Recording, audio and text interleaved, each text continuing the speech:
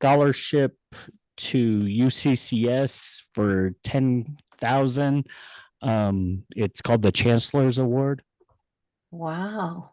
That's He huge. got the National Honor Society Award for his school. He got uh, two awards that are only awarded to people who graduate from his school based on GPA and an essay that he had to do. He got another scholarship for Love of Life Award, which I guess they award every year. Wow. That's amazing. Good for Yeah, him. he's a smart kid. I Good just hope for he him. makes better choices than I did. Well, it sounds like he's on his way. And I'm a proud papa, so Yeah. So what's he want to study? graphic design. Oh my God. That's rocket science. Pretty I, close. And one of the scholarships that he got was from a artist up in Denver that does watercolor.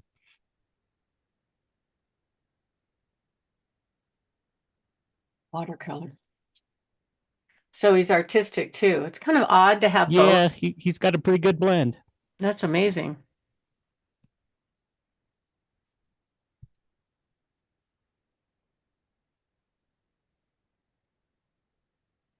Sorry, I'm running a little bit behind today. I'm negotiating a deal.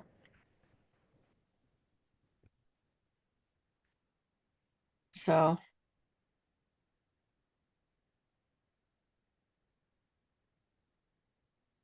lots of calls.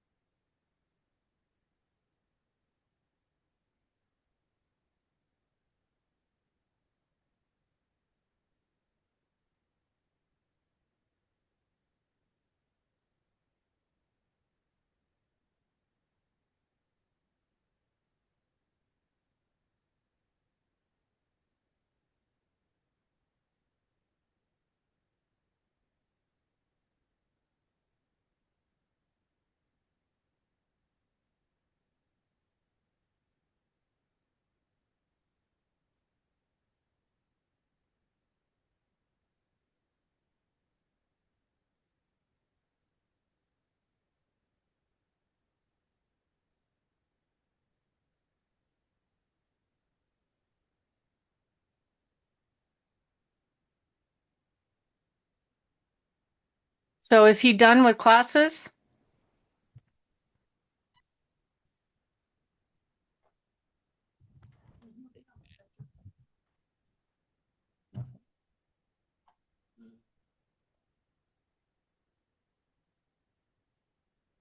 Sorry, I'm having a printer issue. All right.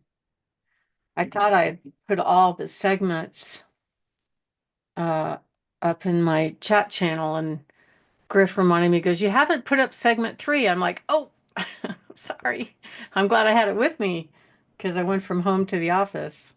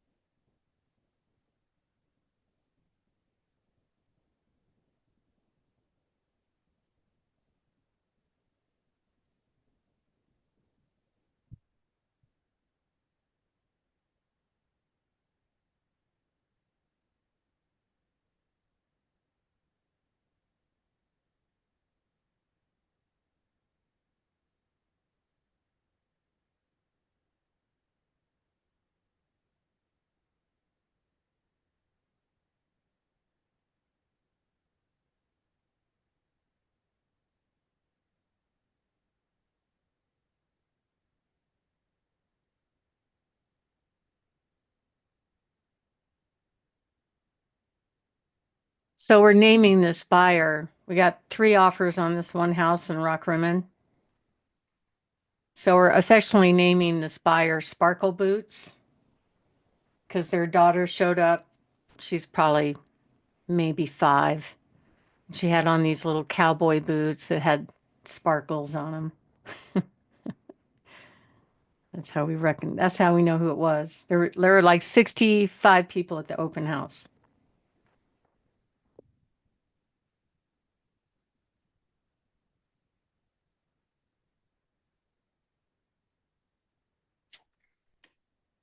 And somebody did something out of the 65. I didn't have my headphones on. I didn't hear.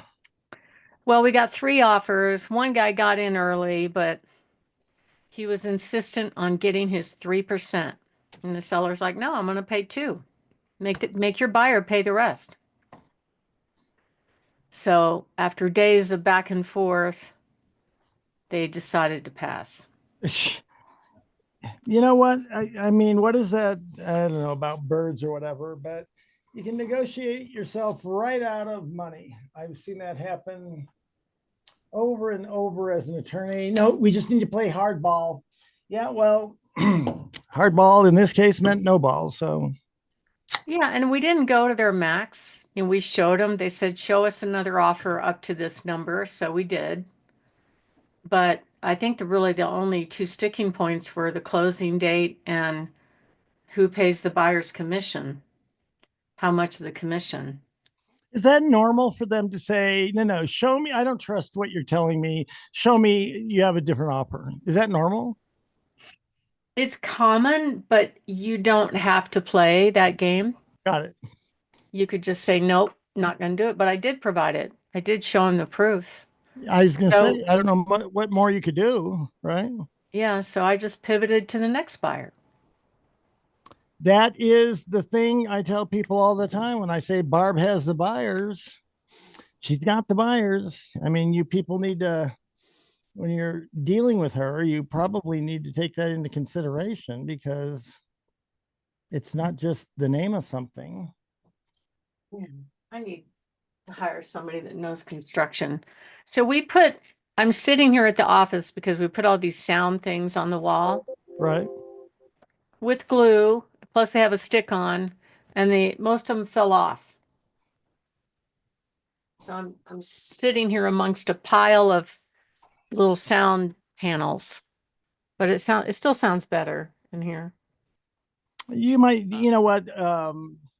I wouldn't be adverse to I using a staple gun or that's what I've always used is I glue them on to get them in place, but then in the corners I put staples to secure them more Like a solidly. staple You, gun. you have to use a little bit less pressure so it doesn't drive the staple all the way through. Oh, Um, but that's what I've always done. And I've so set up, it's just like textured drywall behind it, but most of them just fell down. and that's usually because of the temperatures that it's able to do that. The adhesive has a hard time staying, especially with colder temperatures. Hmm. Even the ones that we put on boards over the windows, some of those have fallen off.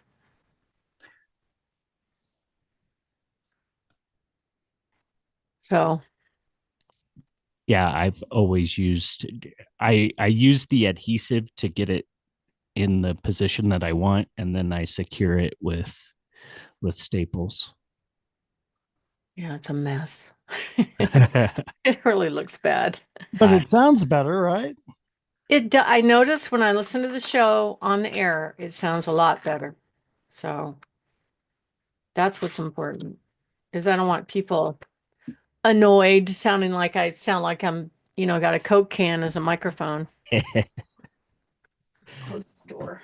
Well, you're ahead of some people there. Well, I should Absolutely. say back like when this first became a thing, before you could buy stuff, people would just use egg cartons, cut them in half, and then put them up. And then they'd spray paint them black before they had all this stuff. And then every musician in high school who had a tape recorder in his bedroom would put those up all over the place because it looked cool. What was it? What are they putting up? Oh, this was before you could go out and buy soundproofing like that. They would just take egg cartons and cut them in half and then paint them black, put those up on the wall. It was like a high school teenager's cheap way of making it look like it was a studio. That's cool. And I wouldn't know anybody who ever did that. So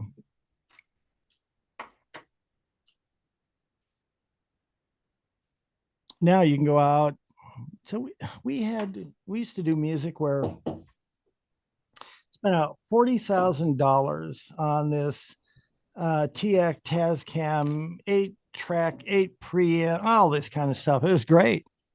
And now you can go out and spend less than $1,000 and have that sound plus a lot more. It is kind of, I'm gonna grab a marker while she's not. Turn my on-air light on Yeah. like that.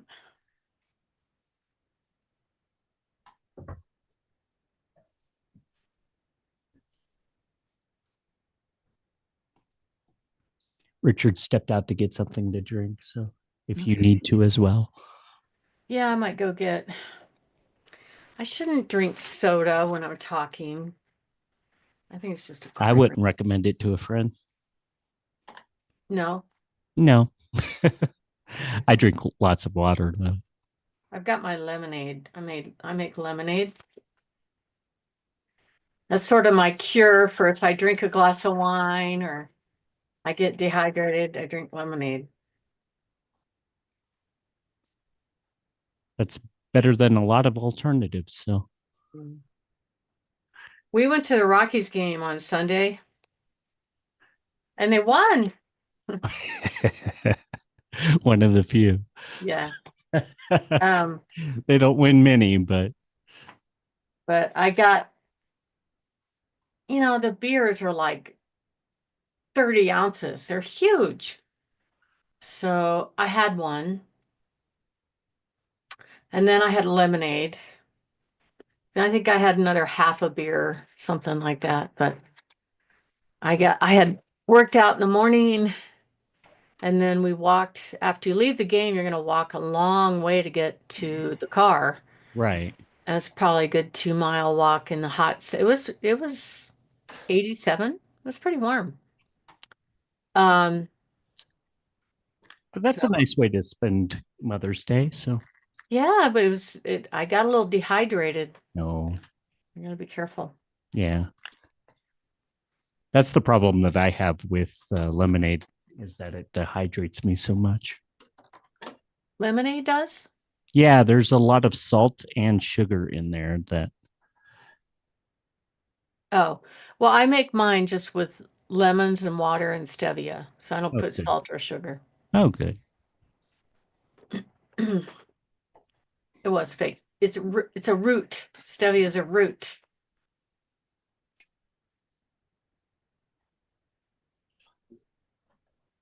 That's that connection right there. Yeah. She's real low. Is she low on yours? My sound, Oh no, you're fine. Actually, my head. yeah, no. You know what? I thought it was, but it was actually just one of our connectors here that we just have to jiggle a little bit and it works just fine. We're high tech around here. What is low? Well, the volume was, but it actually wasn't. It was my headphones that were the problem, not you or the system. Actually, I think, oh, let me get a clock here and I think we're ready to go.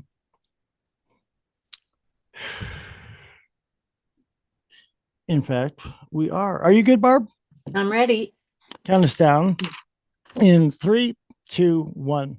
Hi, I'm Richard Randall, and welcome to Your Real Estate Voice with Barb Schlinker, the owner of Your Home Sold Guaranteed Realty. This is the weekly radio show that informs and educates you on how to buy or sell real estate with Colorado's Real Estate Authority. Barb Schlinker. Barb Schlinker is a retired Navy veteran. Barb is an author.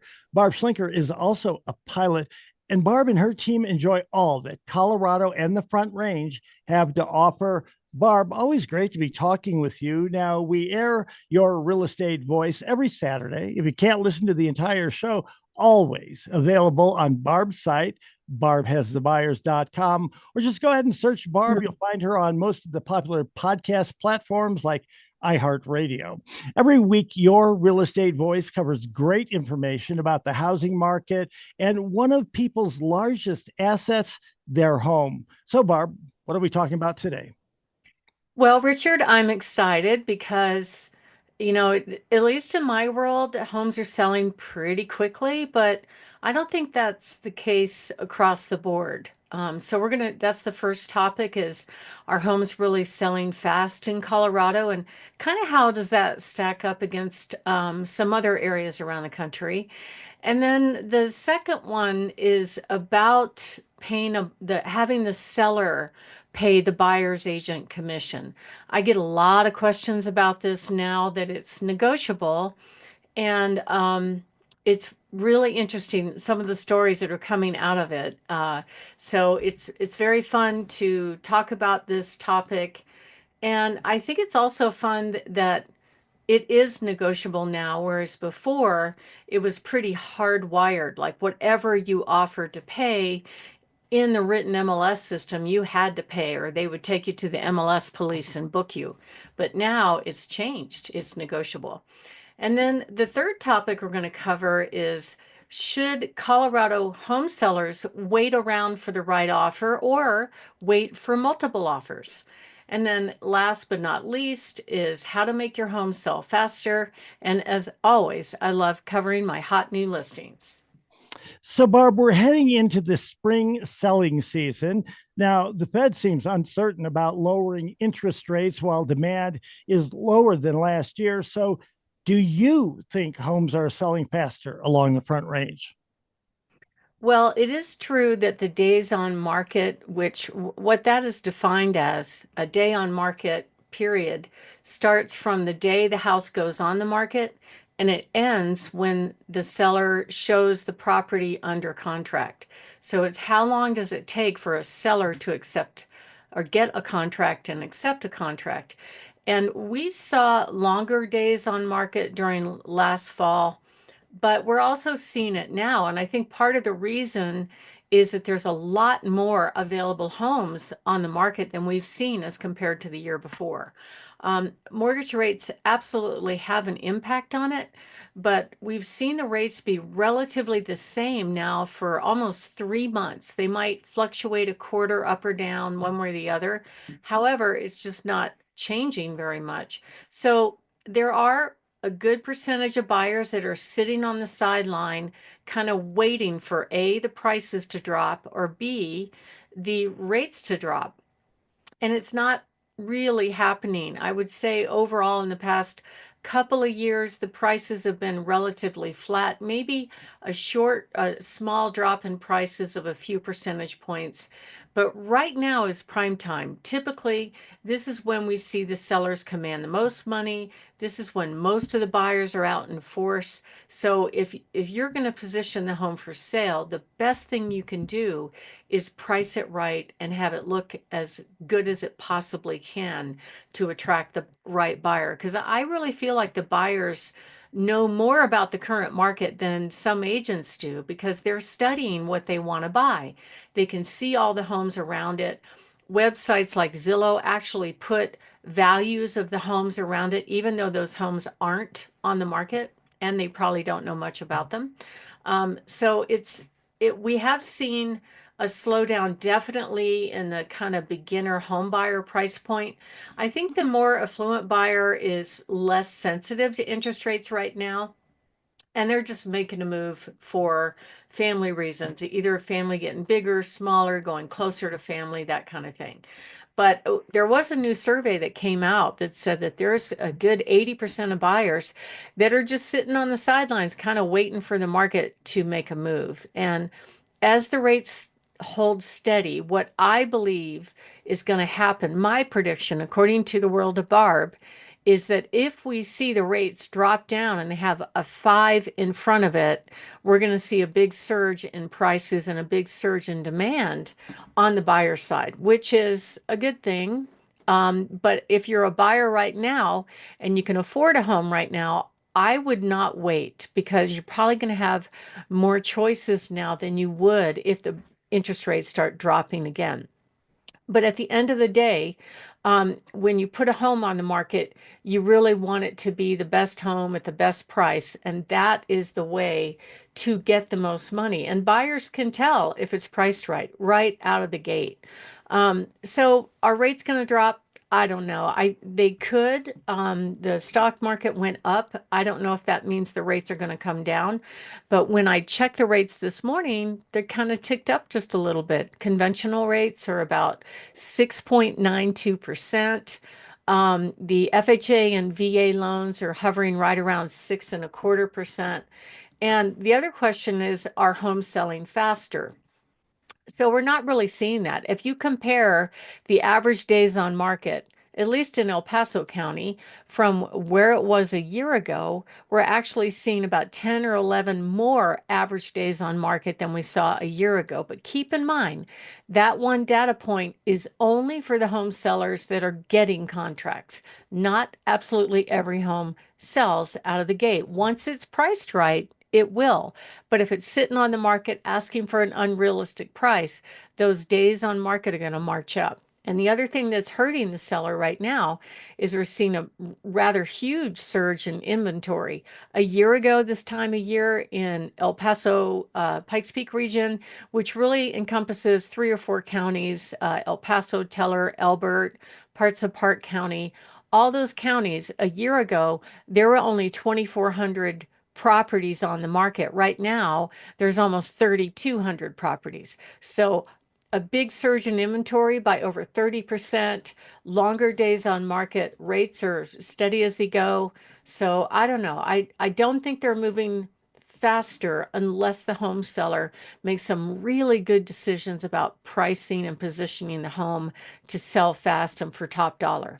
And then if you kind of look at I call it the micro level, or look at different counties, what we're seeing, like in El Paso County, the median list price is pretty much the same as what it was before.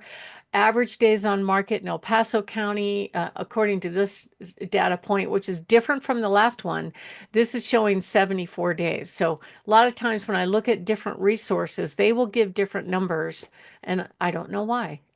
It's all coming from the same data, but the inventory definitely is surging back up. If you look at Douglas County, prices are, they're kind of relatively stable, wagging up and down just a little bit. Average days on market only 64 days in Douglas County. Teller County, they're sitting on about 120 days average on the market. Prices are staying about the same. And of course, inventory is rising. And down in Pueblo County, we're seeing the prices go up a little bit in the last few weeks. Average days on market, though, still 111 days. So once you get over 90 days on market and you start pushing 120 days on market, now you're really in more of a buyer's market, meaning the buyer has more of an advantage in the negotiations, meaning they can ask for concessions. They might be able to make an offer. And that's only true if you don't have competition when you make an offer on the home that you want.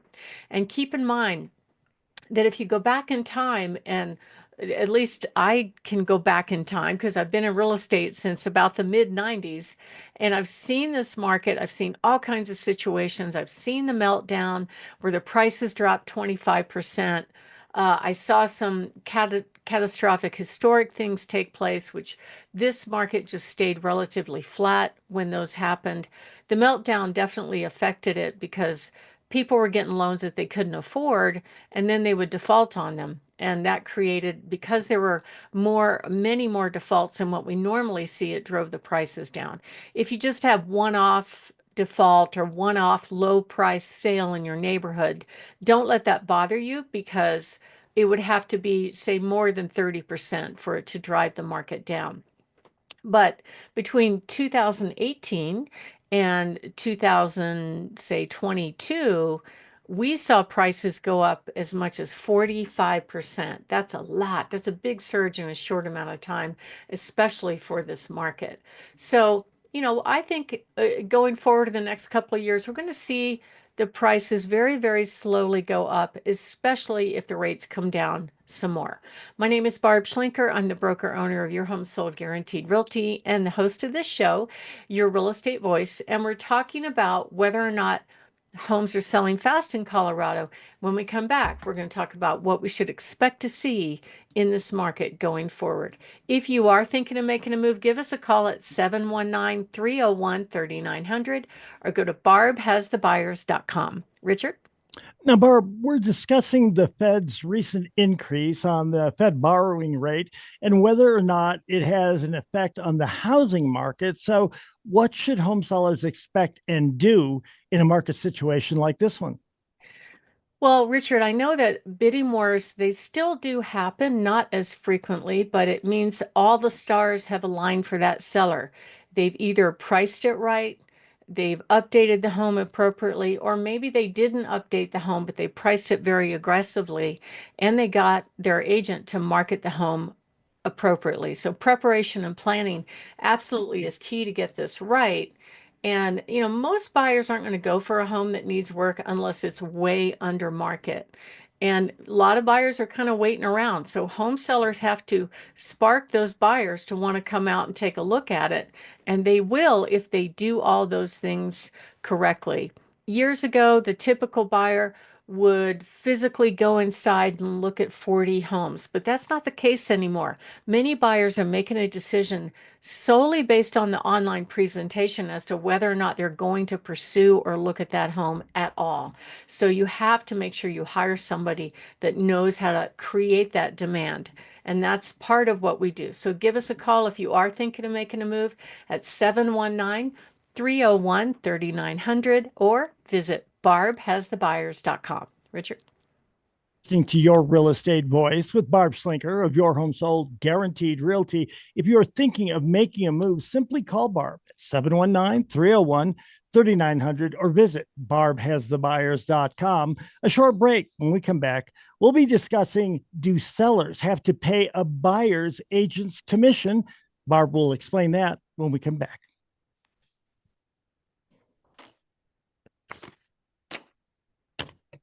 All right. I know that was more of the same, that one. Well, but again, I mean, I think you're wise to have that thing in there about, if you miss part of the show, you can go back, because I think all the data shows that on normal days, people are listening to and from work or running an errand or so. And that's 20 minutes to 30 minutes. But on the weekend, I think they're in their car a lot more or longer. But I never assume, I used to a long time ago, I used to assume that people heard everything I said. And then I'd realize, well, this person listens pretty frequently, and they just texted me today about something. I talked about that 2 days ago. Weren't you paying attention? Yeah. Richard, I was paying attention, but I don't listen to every damn word that you say. Life does not hinge upon you. That's right. That day I was taking my daughter to school. Chill the hell out.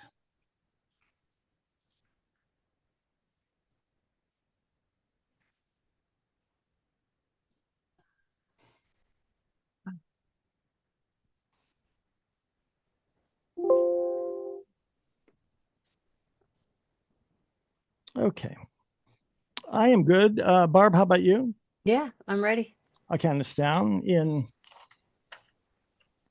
3, 2, 1. Welcome back to Your Real Estate Voice with Barb Schlinker. She's the host of the program, and this is the weekly radio show that informs and educates you on how to buy or sell real estate with Barb Schlinker, the owner broker of Your Home Sold Guaranteed Realty. Now, Barb, a lot of people believe that real estate commissions are too high for the services that they receive.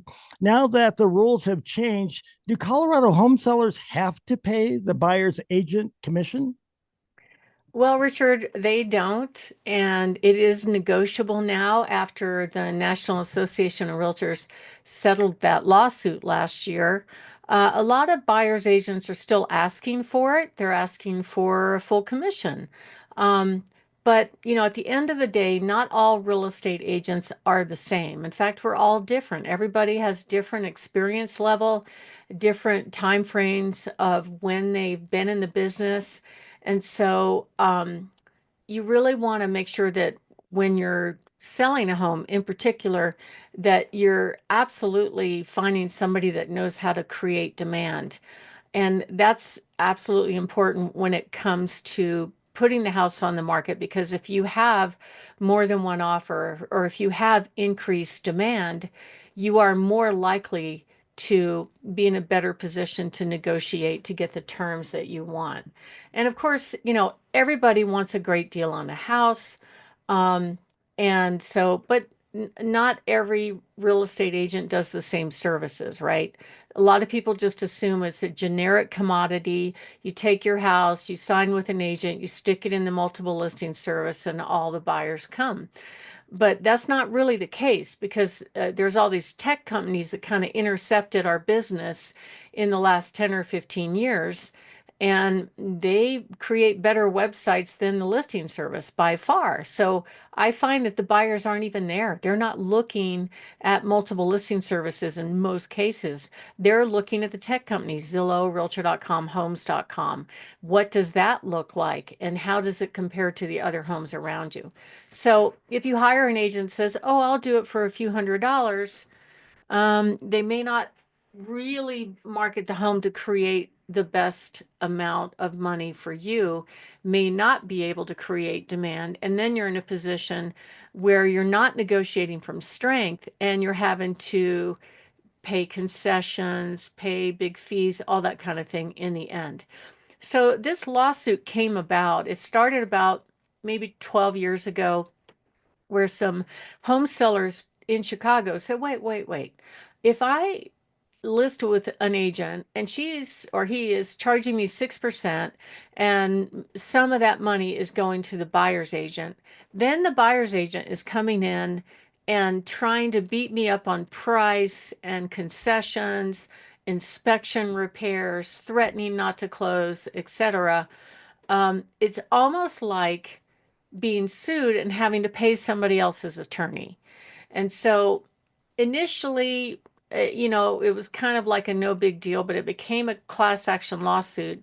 And when the DOJ got involved, they started looking into exactly how the pricing of how commission would be paid was positioned. And some of these brokerages actually had embedded into their training documentation that said, if you don't, it will mandate to their agents that if you have to offer at least whatever, 2.5%, 3%, 2.8% to the agent that brings the buyer. And if you don't do that, the agents are not going to show your listing. They're going to move on to the listing that offers more.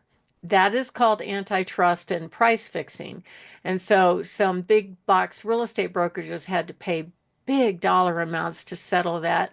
Finally, the National Association of Realtors got involved and said, okay, stop, because there were more and more class action lawsuits happening.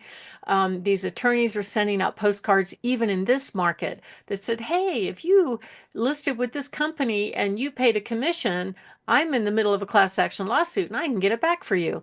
So they had to stop it because it was going to keep going. And they agreed to pay an extraordinary amount of money. And two rules came out of it. One of them was that before an agent showed the home, they had to have a written agreement about how they would be paid. Okay. Which is good. I was glad to see that because at least they were having a conversation. That wasn't the case before. Before, agents were actually meeting buyers at the front door.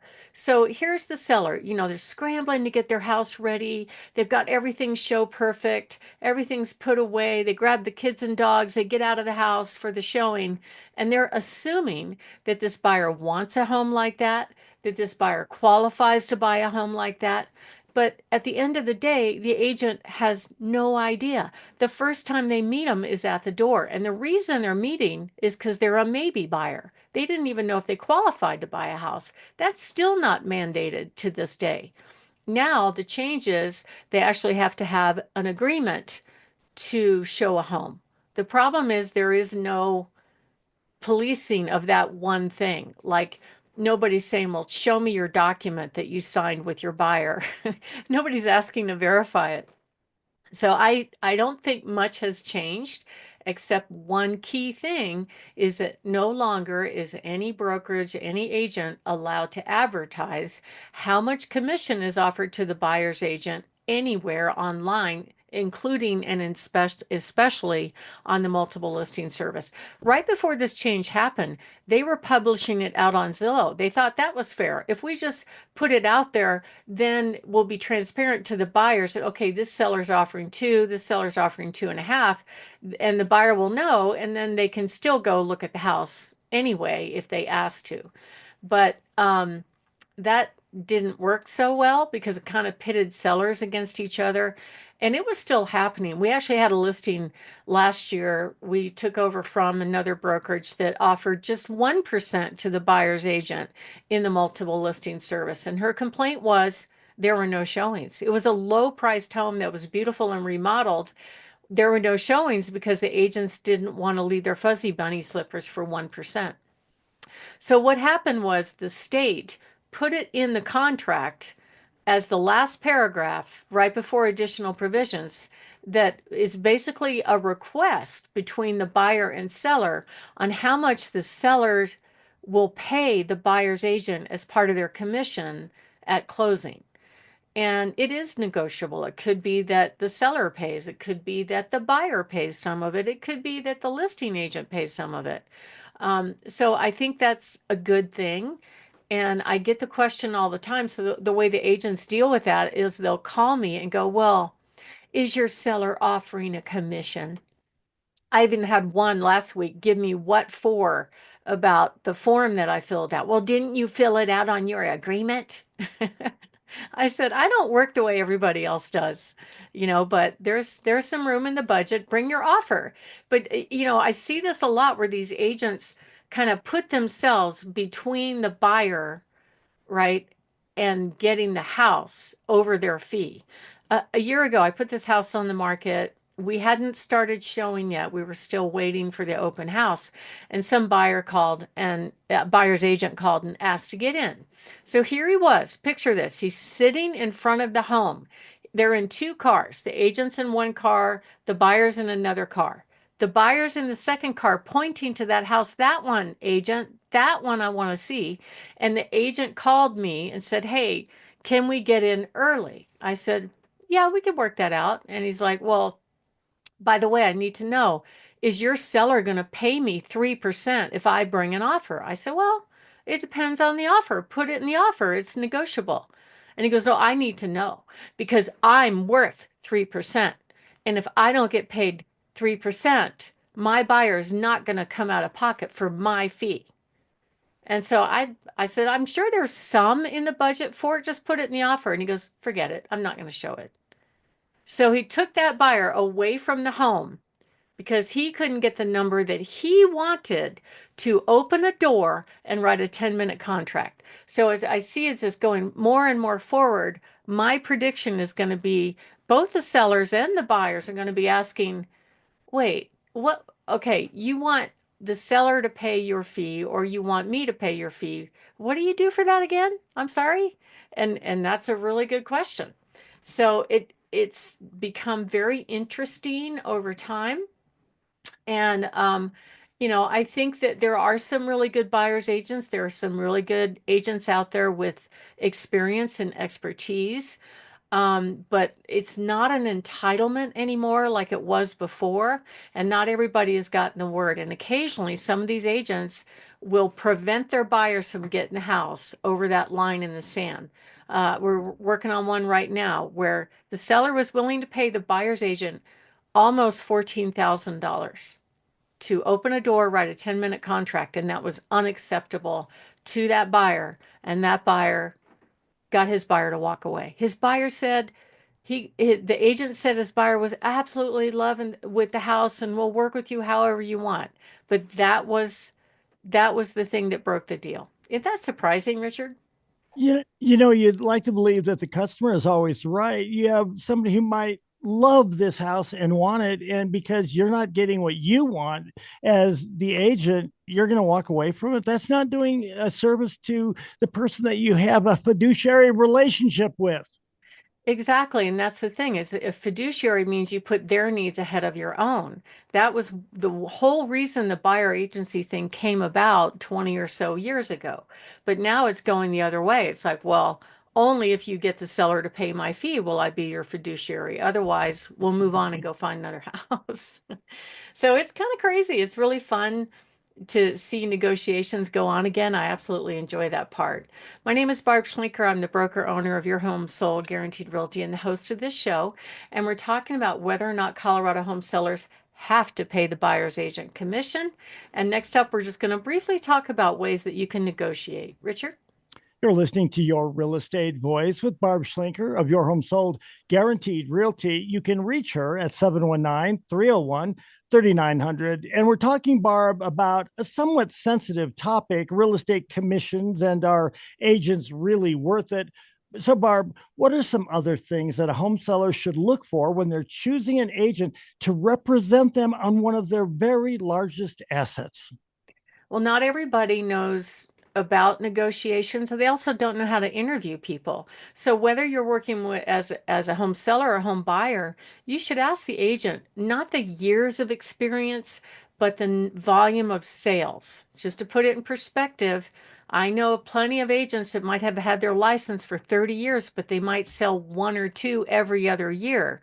Or you might have somebody that's selling a lot of homes. Right now, half of the agents don't sell any, and the other half, a majority of them, are only selling 3 or 4 homes a year. That's not very many when you think about it. You could probably make more working at McDonald's. So, nothing wrong with McDonald's. I'm just saying that the hardest thing in this business is to get business. And also part of it has to do with the agents aren't really trained to negotiate. We've become very entitled for that fee and just become basically a messenger sending an email. Some of the agents don't even call me when they're bringing an offer. They just fire it off to me, and there is an emotional piece of this, especially if there's multiple offers. You know, you want to sell your buyer if you have competition, and a lot of them just don't do it. They're not trained to do it, but we are. So if you are thinking of making a move, give us a call at 719-301-3900.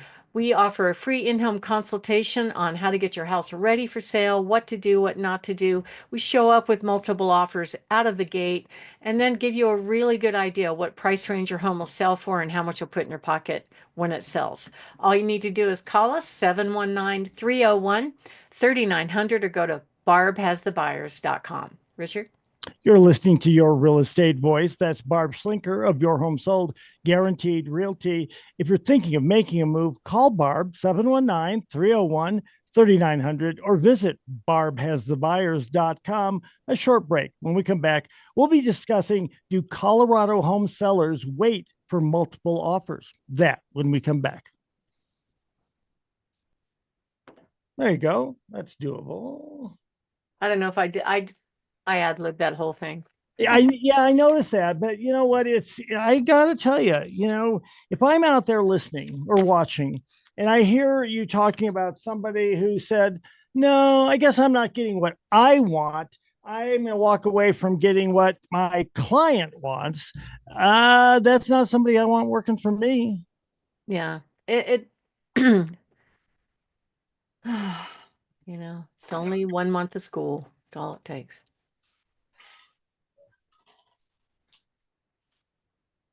I love the sigh there at the end. You're like, oh, what do I do?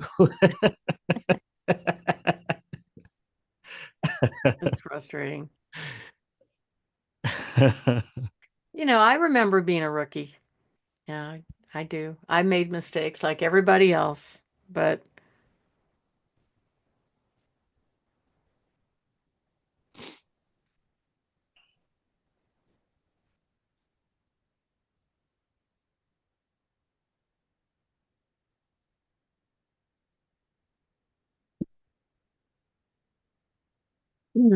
I was talking to one of the agents in my office, and his buyer walked away from a deal just because the sellers just made it so difficult. Right, like immediately. So you can go too far on the other end, or in their counter proposal, they basically told the buyer, "Hey, if you don't close, we could take you to court and sue you." And they're like, so No my pressure or anything. I mean, right. So my agent called and said, "What does this language mean?" I said, "It basically means if they don't close, the seller could the the seller could take them to court, sue them, get damages, and make them buy." And they're like, we don't want to be signed up to be sued." I'm like, I know. So they eventually they worked with them to a certain point and finally said, "We're done." So I think there's a fine line between negotiating and just being so hard line that you're impossible to work with.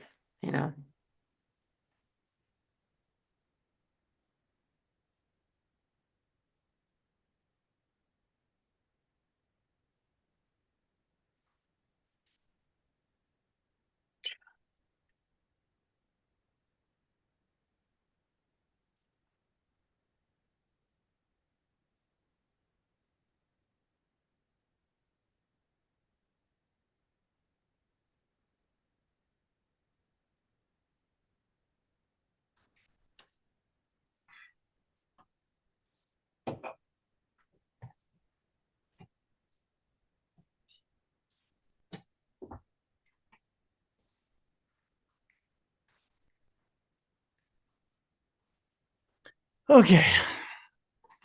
Thank you for the small intermission.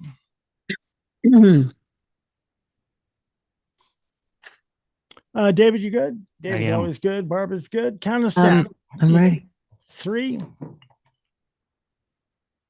2, 1. Welcome back to Your Real Estate Voice with Barb Schlinker. She's the host of the program, and this is the weekly radio show that informs and educates you on how to buy or sell real estate with Barb Schlinker, the owner broker of Your Home Sold Guaranteed Realty. Now, Barb, when home sellers put their home on the market, many are expecting activity right off the bat. Should home sellers hold out for the best offers or even multiple offers when they're selling the house?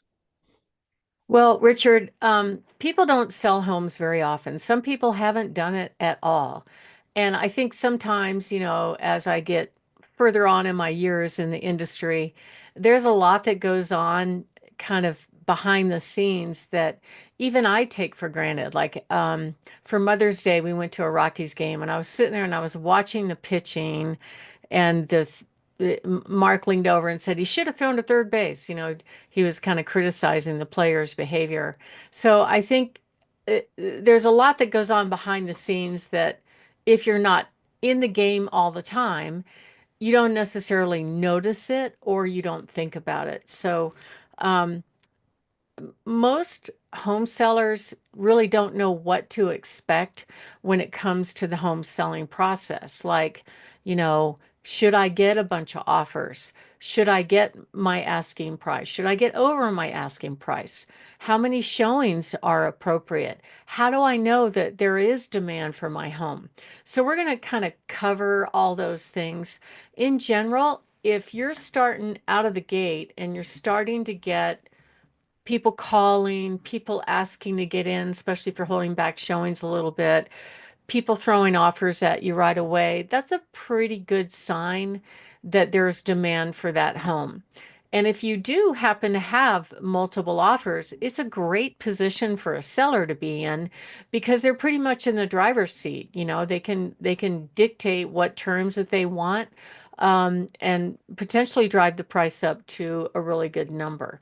But there are some clues that you definitely will see if that's happening. First of all, I can tell immediately when it goes on the market, people trying to get in and see it. We'll see it with our showing service, basically the request to get in, um, people asking questions about the house, people saying, calling, agents will call and say, do you have any other offers on the home? That kind of thing. And in general, if you're a home seller and you get an offer right away, but that buyer has a house to sell, it definitely puts the buyer kind of at a disadvantage in the negotiations because they're competing against potential buyers that don't have a house to sell, and it puts some uncertainty in the game. But I was thinking about this the other day because I had one home seller that was getting out of the gate tons of showings. They had a few issues to overcome. One was just the floor plan layout was a little bit different than what we normally see. But we're getting tons of showings. So a good question is, well, how many showings are normal and how many are not normal?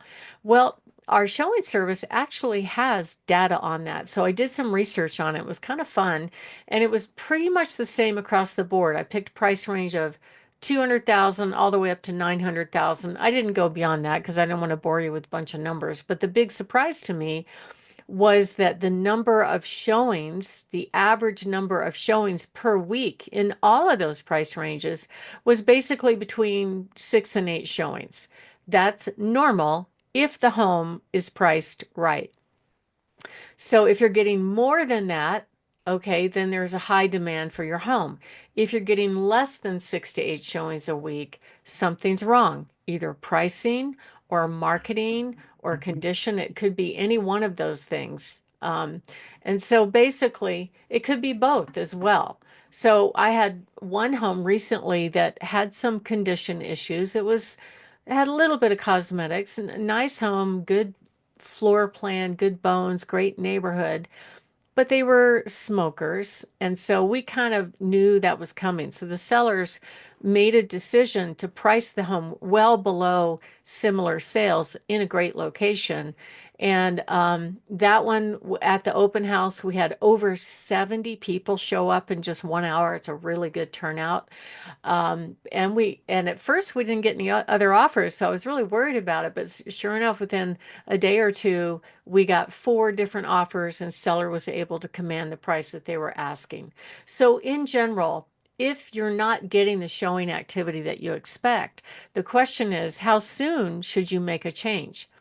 Every time you put a home on the market, you're going to get the most amount of buyers' eyes on it on the big tech company websites like Zillow, Homes.com, Realtor.com in the first 10 to 30 days. So if it's been 10, but not more than 30 days, and you're not getting the activity and or offers, more than likely it's either price or it's marketing. Now, some people wait for their number, and that's okay.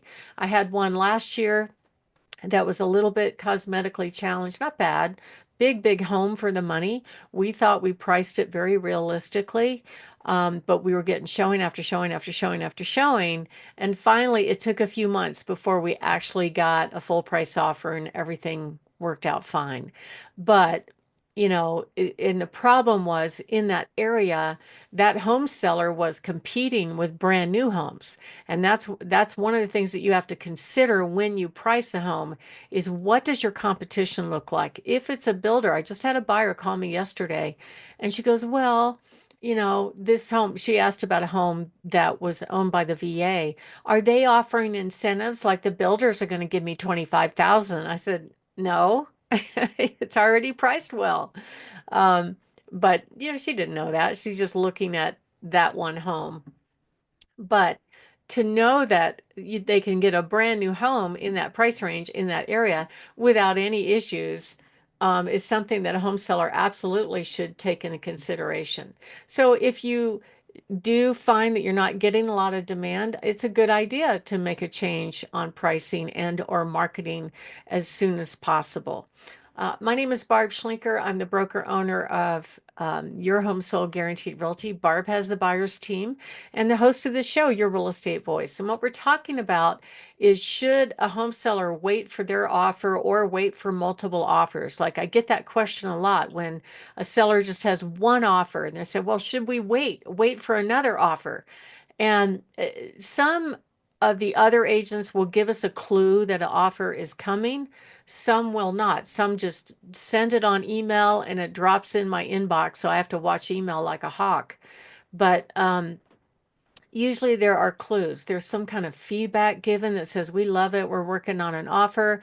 Typically, the agent will reach out and say, hey, I've got a buyer very interested. Do you have any other offers? Because that helps the buyer make a decision about how to position the offer so the buyer gets the house. So that's what we're talking about now is should a Colorado home seller wait around for multiple offers or the best offers? Really depends on the offer that you got.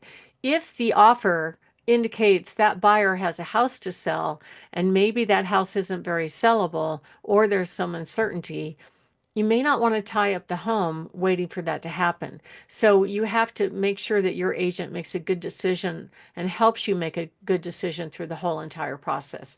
So when we come back, we're going to talk about some things that you should plan on to create demand for your home. My name is Barb Schlinker, and if you are thinking of making a move, give us a call at 719-301-3900. We have hundreds of buyers that we can match for pretty much any home. Plus, we show up with multiple offers, and you want to, when you go on the market, definitely be the best home on the market. Richard? You're listening to Your Real Estate Voice. That's Barb Schlinker of Your Home Sold Guaranteed Realty. She's the host of the program, and you can reach her at 719-301-3900. We're talking with Barb about whether a home seller should hold out when they get an offer and wait for new or multiple offers. So, Barb, how does a home seller get multiple offers? Well, it's a lot of things all at once. It doesn't necessarily mean that the home has to be in perfect condition. That's not always the case. It really depends on how that home compares to the other homes on the market around it. And that involves a lot of things. It involves pricing, it involves condition, it involves marketing, meaning the quality of the photos, because most buyers won't even come look at a home if they don't like the home on your first showing, which is online. If you do not make an impression within a nanosecond online, really it's less than a minute, buyers aren't even going to pursue that house and come see it. So technology has really changed our world a lot, and all of those have to align in order to get multiple offers. And the benefit for that really for a seller is it gives you choices. It gives you the option to go, well, maybe I should take this one. Maybe this home, maybe this buyer is better for me. And then you can make the right decision about how to get the price that you want and need, the timing that you want and need. Like I had one last year where they had been trying to sell it with another agent. The marketing was really bad. The pricing was too high. They did everything wrong. They priced it high, slowly walked the price down. And then finally, after almost 4 months, they hired me. We went right back on the market with good marketing. We had a huge turnout at the initial open house. Right away, we got an offer, but it wasn't the right offer. And I suggested to the seller, you know what? That one's contingent on a home selling. I looked at that home on the market. It appears to me that you're going to wait a long time for that home to sell before that buyer can perform. We already know based on the turnout at the open house that there's a lot of demand for this home. So I said, just wait because I think you're going to get a buyer pretty quickly. And sure enough, 9 days later, we got a full price offer and we're able to close it in a couple of weeks. So and we will show up with our cash offers anyway with almost all of our sellers. But typically buyers know if it's an attractive home or not. I really feel like they know more than real estate agents know because they are studying the market around the homes that they're looking for. So if you're in the price range of what that buyer's looking for, you ask them. They know about all the homes that are available. They know whether or not they sold fast. They know whether or not they're priced right, and they know the size of the home and the amenities that are available. So when you do decide to put your house on the market, you want to make sure you hire somebody that knows how to position the home to get you the best offer at the best price in your time frame. And you want to hire an agent that can guarantee your price. We do that.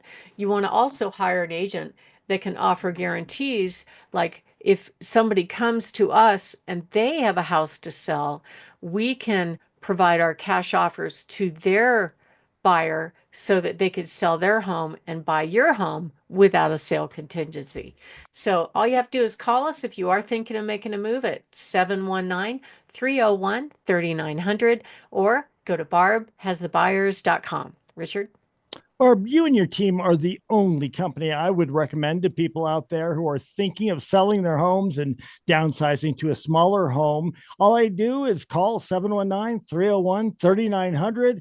You're listening to your real estate voice. That voice is Barb Schlinker of Your Home Sold Guaranteed Realty. If you're thinking of making a move, make that call, 719-301-3900, or visit barbhasthebuyers.com. We'll take a short break. When we come back, we'll be discussing how to make your Colorado house sell faster. Plus, Barb's hot new listings. You don't want to miss them.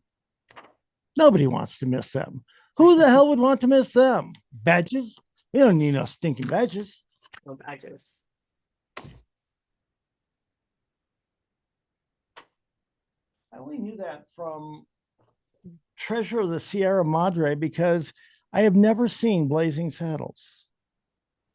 Oh, you haven't? It's pretty funny. And they mock, I guess there's a segment in there where they mock that little part of it. I guess maybe I should watch Blazing Saddles at some point, huh?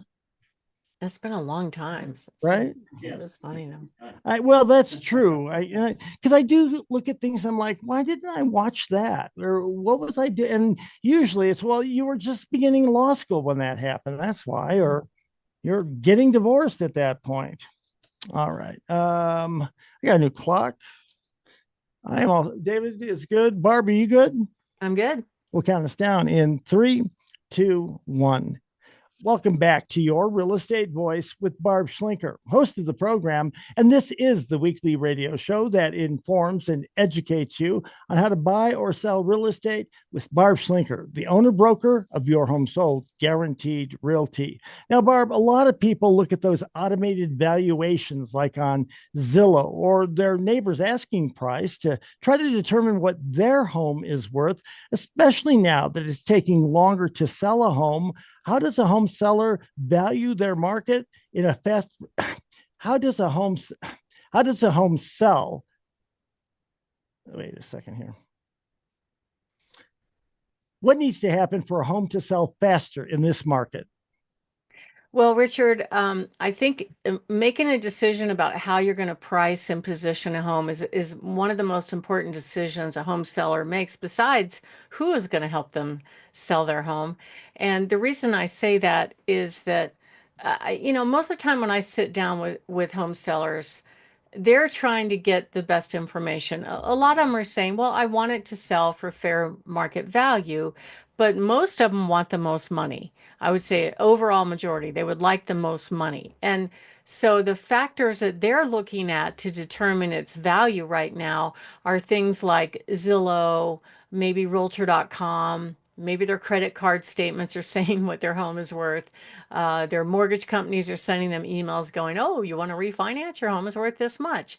And then to top it all off, the tax assessor sends them an opinion of value, which is based on what they're assessing the property taxes on the home, which by state law is 18 to 24 months, but 18 to 24 months behind the current market value. And it could be higher or lower. I think right now the numbers that they're coming out with is probably a little bit higher than what the current market value is. So sellers are looking at those factors going, well, my home must be worth this much because the tax man is taxing me based on it. And if they price the home there, it may not work out. So you have to look at all the factors, and pricing a home correctly is really the way that you can get your home to sell a lot faster. I'm not saying underprice the home. It's not necessary, but I would take in all the information. What did similar homes sell for? What does your competition look like? Is there anything about the home that might be obsolete? Is there anything about the home condition wise that might make some buyers, think twice? Do you have competition of new construction? There's all these different things out there that really can help you make a good decision on how to get the home sold and for the right price. And the market's going to tell you immediately if you got pricing wrong, especially if it's priced too high. You'll get very few showings or none at all. And if you price it low, in general, the buyers are going to show some interest, but they're also going to be asking questions. Okay, why is this home priced like that? Because like I had one where the upgrades in it were really beautiful, actually more like custom home level, where they're in a neighborhood where it was kind of more like production home, but they didn't overprice it, and it was a good result. They got it sold fairly quickly. But for some people, they try to squeeze every penny, or they increase the price for quote negotiating room. And in my view, that's a mistake.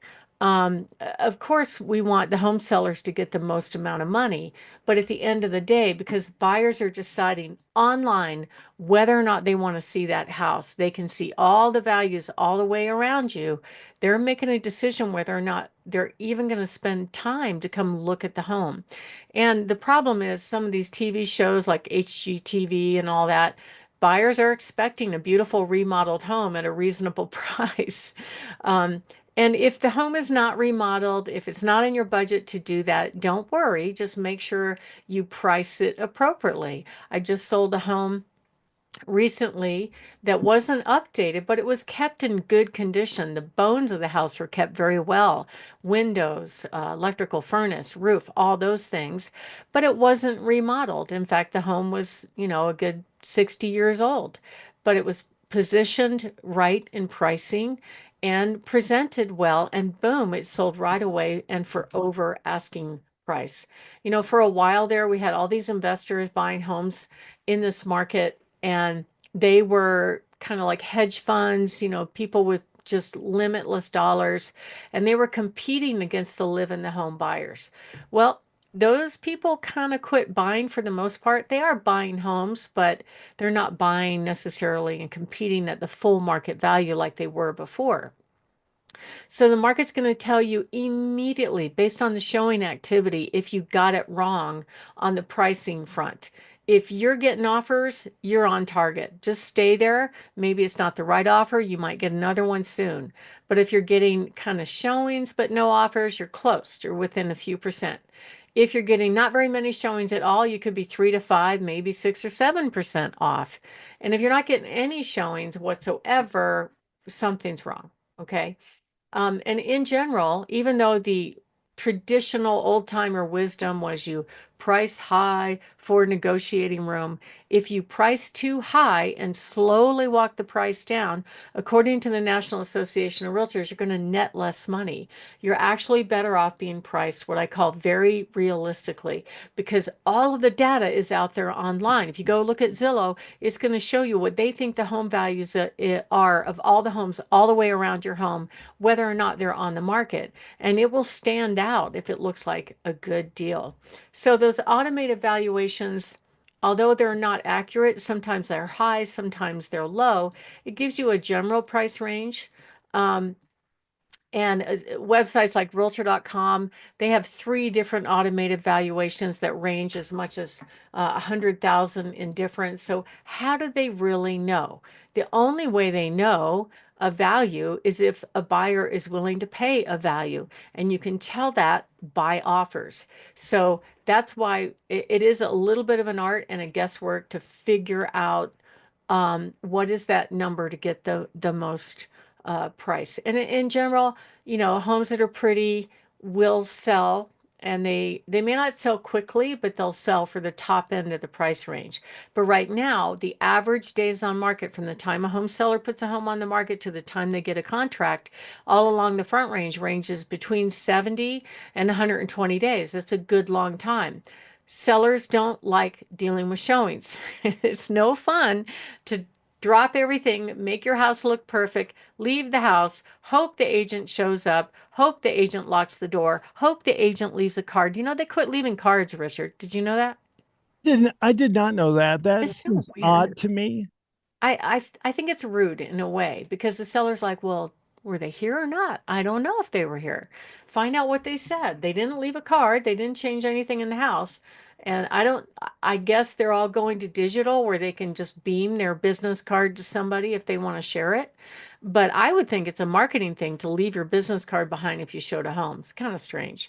So even a home that needs updating, if you price it right, we can get it to sell fast. It's all about pricing correctly. And if you price too low, don't worry too much about it, because in general, the buyers are going to make good offers and will gravitate to full market value. The ones I'd be worried about are the agents that come in and say, "Oh, I can get you, 1.5 million for your house," right? And they're just making it up, even though the statistical data doesn't say that. The market is not saying that. They're trying to get you to sign the agreement. Then they let the agents that are showing be the bad guy and say, well, my buyer thinks it's priced too high, or, well, they found a better home in that price range. It's always better to price your home what I call realistically versus optimistically. So you look at recent sales to figure out what an appraiser would think that the home is worth, but you also have to look at the competition at the same time. Richard? You're listening to Your Real Estate Voice. That's Barb Schlinker of Your Home Sold Guaranteed Realty. You can listen to replays of the show anytime on all of the major podcast platforms, plus Barb's YouTube channel, Barb Schlinker. If you're thinking of making a move, call Barb 719-301-3900. So, Barb, what are the other magic bullets on pricing your home to get that top dollar? Well, don't expect a bidding war this day and age, especially with longer days on market and a lot more homes on the market. You've got more competition, buyers have more choices. If you do get a bidding war, be happy, because it's a lot of fun, at least it is for me. But that tells me it's probably priced right if that happens.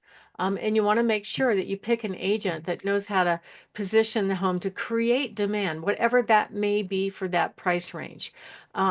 Because it really depends on the home.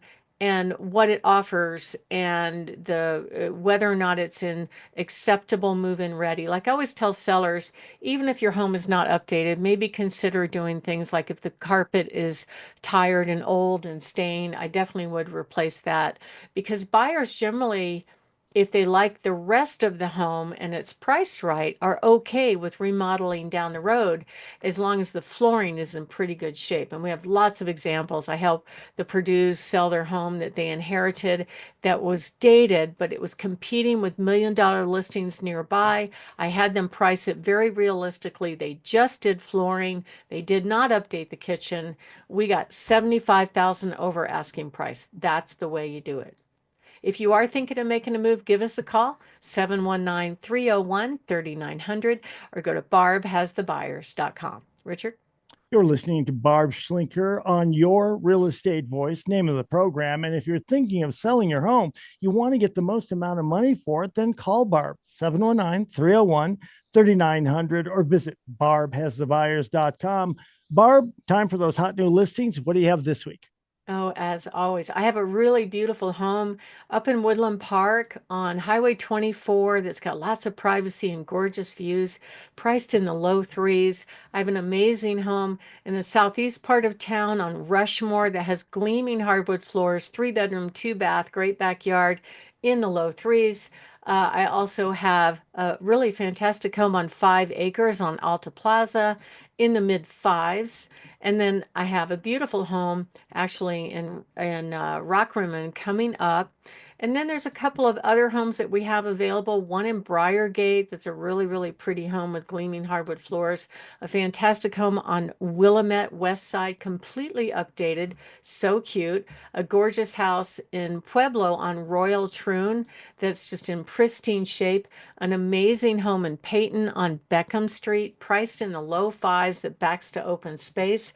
And then we have a beautiful home on Broadmoor Bluffs Drive that actually backs to land that's owned by NORAD in the upper sixes.